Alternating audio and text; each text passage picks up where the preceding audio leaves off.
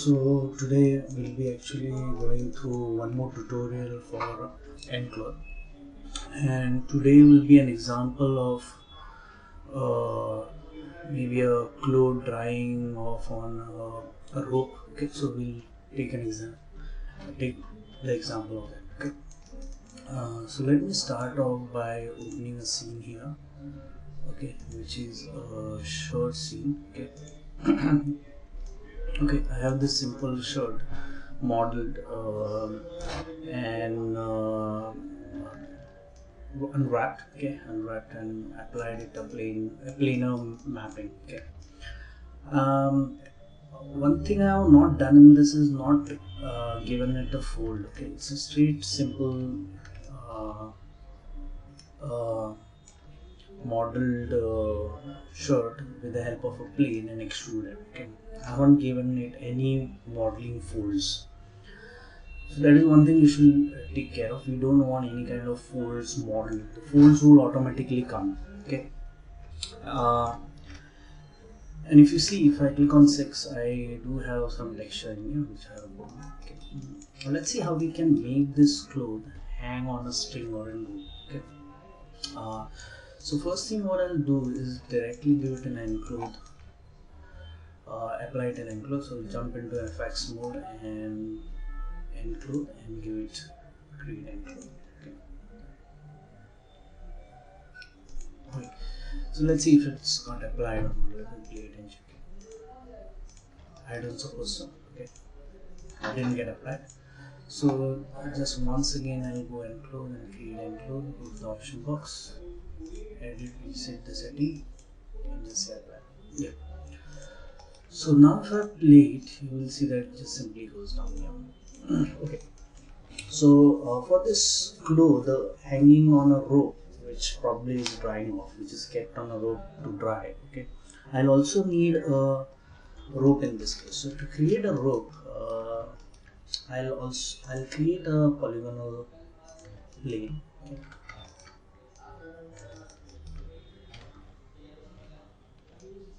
J to rotate that plane, J to snap and rotate that plane. Okay. I don't need so many height segments, reduce segments.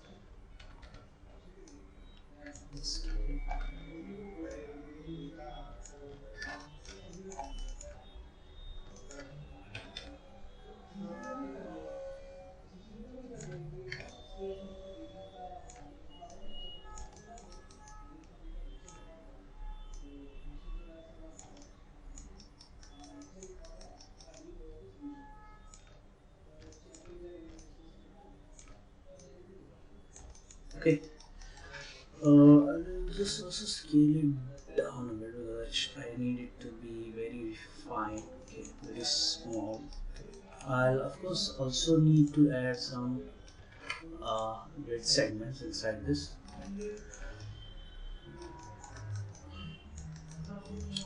Okay, yeah.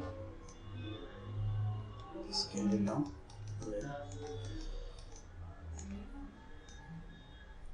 Okay, fine. I'm happy. I'll also put probably two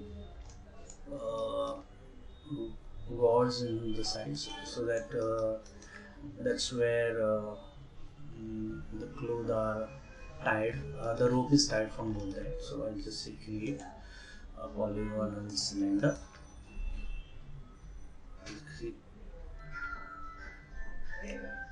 Okay, so continue with this. Okay, I'll create a polygonal cylinder. Take a cylinder over here. So this will be the two rods.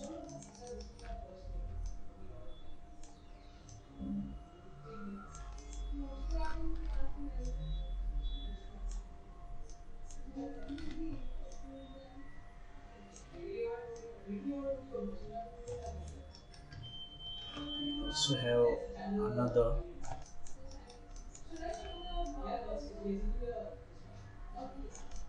side.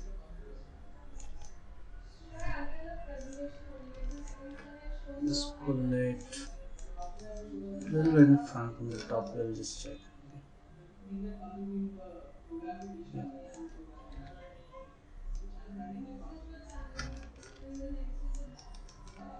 Right. Yeah, I'm happy. I'm happy with the kind of placement I have done. See that it doesn't intersect. Keep it a little away from the rods. Yeah. So this will be my objects on which the rope will uh, like connect from. Okay. So just add some height divisions in both the cylinders.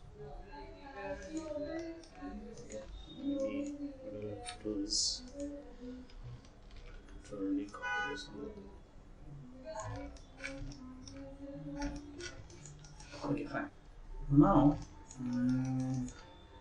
I need to connect this. So this I'll also need to make this a cloth because it should look like a rope. So just select it, go to the modeling menu and change it to and create an nCloth. So let's do the go to the FX menu, nCloth, create. So now what I will see, basically I'll see the cloth falling down, both the clothes falling down, in fact the shirt as well as this. But I'll make these two the rigid solid. Okay, so I'll just go into the and make it a passive collider. Select both of them and make them a passive collider. So those two will be the passive. These two will be the cloth. Okay. And now let me connect both of them. So if I just select the vertices on this, right click and select the vertices on this, probably select all of this and do a constraint and do a component to component and it will get connected. Check. It holds onto it. Okay. I'll do this. I'll do the same thing on the other side. Just select this, select these, and component. So yeah, so I have this. Now I'll have to check whether this rope that we have put in doesn't kind of lag so much or doesn't come down so much. So I'll have to go and see or check a parameter where in which I can control the stiffness. Okay. So I need a little bit of stiffness so that the cloth doesn't lag too much. Okay. So definitely will be one of these parameters, okay, which I can check and change the timeline here, and then go to interactive playback and just create one button, interactive quick shelf button here. Okay. And let's see how whether the stretch resistance kind of allows me to do that. So if you see, as I pull this up, it's not stretching much. So kind of a little bit of add a little stretch. I don't want it to stretch. Okay. I'll also give it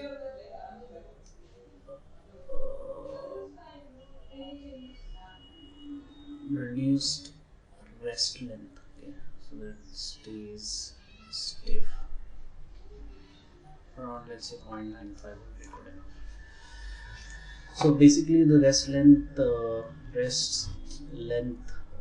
scale means that it's going, the more you drag it towards left, it's going to go towards its original rest position. Okay. Yeah, so fine. I'm happy with this. Now let me actually try applying, uh, try connecting the cloth with this. Okay. So same again. I just need to select, right click vertex, select these two ends probably. Right click, select vertex, select these two. Okay. Same on this side. Select these and probably this one. Okay. And apply it the component to component custom.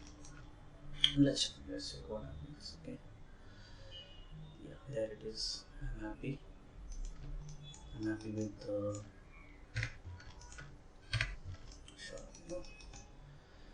Okay, now one thing what I want is I want to show quite a bit wind in there. Okay? The wind blowing from one side. Okay. So I probably can use a wind which is in the nCloth system. Okay, so I'll try doing that actually. I want to check what happens. Okay, so we'll see in the nucleus system.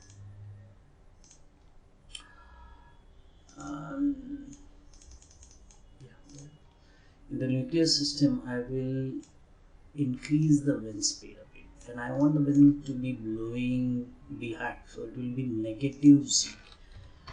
So I'll have wind direction set to negative z. And let's check. Now, mind you, here the wind will act on both the objects. That is, I also need a little bit of wind noise. Just reduce the wind speed a little. Okay, and then if you check, I do have been kind of behaving correctly.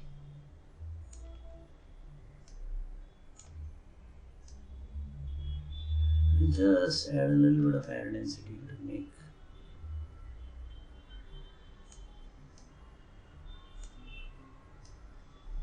Yeah. Fine, working okay, but the wind is playing its role, or it's acting on both the objects. Okay. I don't want the wind to behave like this. Okay, probably I just also need some turbulence in there. Okay, which I can add separately to just this guy. Okay, I can do that. Okay, so what I'll do is just completely take the wind to 0. Don't want that. Okay. Okay. Don't want that. Okay. Fine. Now what I'll do is add a separate turbulence to this. So I can go into the filter solver and add a separate turbulence to it. Okay. So in that way, yeah, I'll reduce that animation to 0 and add a little bit of magnitude to value of 30 to it. Yeah, there it is. So I have a nice movement going on. Okay, where it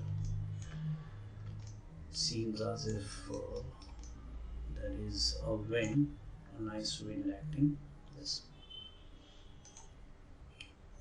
I can work with the noise ratio and the noise level. Just add some value. Okay, I can even add probably an expression to this so that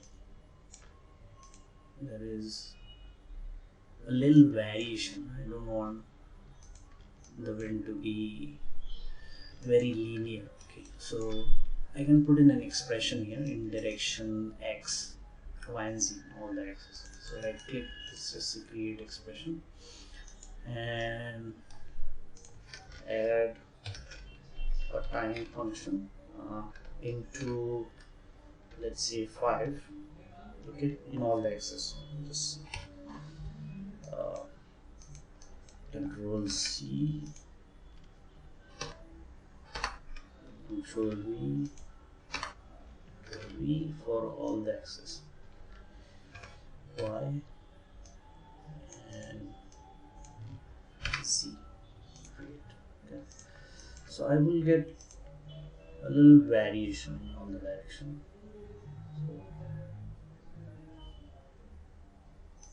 Oops. Okay. Also, what I'll do is add air to it, and I want it to be more of a wind rather than air. So I'll just click on the wind, take the attenuation to 0, the direction will be XYZ again, that is negative 1, should go behind the speed, that's it. Yeah, so you just freeze it. I have a nice wind blowing in the direction here.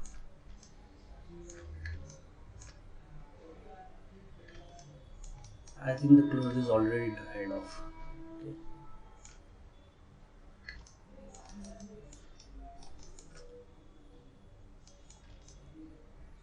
Yeah, so later on when you're cached off and you're happy with your simulation, what you can do is just extrude this rope, because it's not looking like a rope right now. So you can later, after caching, you can just extrude it to give it a circular shape, or apply even the smooth later.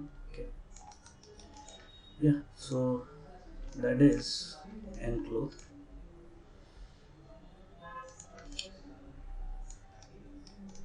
Shirt drying off on the rope. Thanks. Yeah, that's all for today. Please subscribe. Thank you all.